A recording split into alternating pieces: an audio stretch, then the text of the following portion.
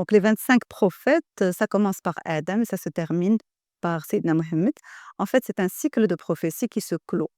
C'est comme, l'image pour moi, c'est comme, l'école.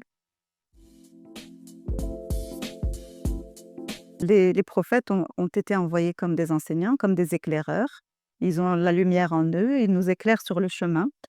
Ils sont en même temps avertisseurs et en même temps, ils annoncent la bonne nouvelle. Donc, tout ça, c'est parmi les noms du prophète sallallahu alayhi wa sallam. Et donc les prophètes, chacun d'eux a été envoyé à un moment donné, lorsque l'humanité est arrivée à un certain degré de connaissance, il lui a fallu faire un bond dans la connaissance. C'est comme si, durant les premières années, on apprend à l'enfant juste à obéir. Ça, c'est interdit, ça, c'est autorisé. Donc le bien, le mal, c'est l'éveil de la conscience qui a été initié par Sayyidina Adam, alayhi salam et donc qui va se poursuivre jusqu'à, Sayyidina Moussa qui va recevoir les tablettes de la loi.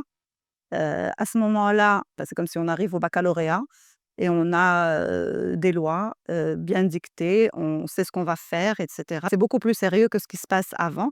Donc on a vraiment des tablettes de la loi, une rigueur exigée et cetera. Heu, Sidna Issa qui est plus dans l'amour, vraiment tout son message tourne autour de l'amour et cetera.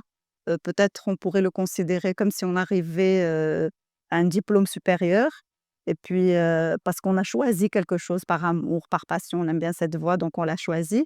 Seydina Mohamed arrive donc, voilà comme la consécration de tout ce cheminement. C'est comme si on obtient un doctorat mais là, on obtient un doctorat, mais la route n'est pas finie. Ça vient de commencer parce que la première chose qui a été révélée à Seydina Mohamed, c'est Iqra. Et Iqra, justement, ça ne veut pas dire lis juste le Coran ou bien lis quelque chose de spécifique. Il n'est pas précisé dans le Coran qu'est-ce qu'on doit lire parce que nous devons tout lire. Tout ce que Dieu a écrit, tous les messages qui sont déjà décodés, tous ceux qui sont encore secrets, qui sont enfouis dans la nature, qui sont enfouis dans le cosmos, qui sont en nous-mêmes. Et tout ça, ça nous permet justement, avec ce savoir qui ne fait que commencer, cette quête de savoir, ça nous permet de grandir encore en humanité. Donc, c'est un cycle de prophétie qui se clôt, mais le chemin continue et on a toujours besoin de leurs paroles pour avancer sur ce chemin de lumière.